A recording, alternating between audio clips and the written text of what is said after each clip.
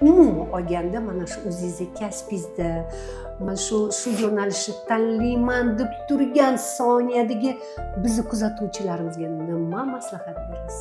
Ularga aytardimki, doim qabrgacha ilm olish kerak o'zi aslida, dunyoviy ham, oxirat ilmini ham.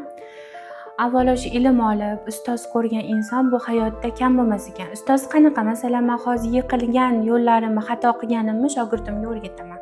Masalan, aytaman, mijoz bilan qanaqa gaplash kerak yoki YouTube kanaliga qanaqa video joylash kerak. Qanaqa qilsa bloklanib ketadi, qanaqa qilmasa bloklanmaydi. O'sha bilaman, chunki kanallarim bloklangan. O'sha yo'lni bosib o'tgan inson ustoz bo'la oladi. Men shunaqa shogirdlarim bor, manfaati uchun emas, o'zimni yaxshi ko'rib xizmatimgacha qiladi. Farzandlarim kelib ham qarab ketadigan shogirdlarim bor-da, hayron qolasiz. Shunaqa insonlarga ilm juda yuqar ekan. Shu yonimda turib ham o'sha o'rganib ketadi-da bir narsalarni. Shunaqa shogirdlar bor. Shunaqa shogirdlar bor, faqat sizning manfaatingiz tegsagina holingizdan xabar oladigan shogirdlar bor.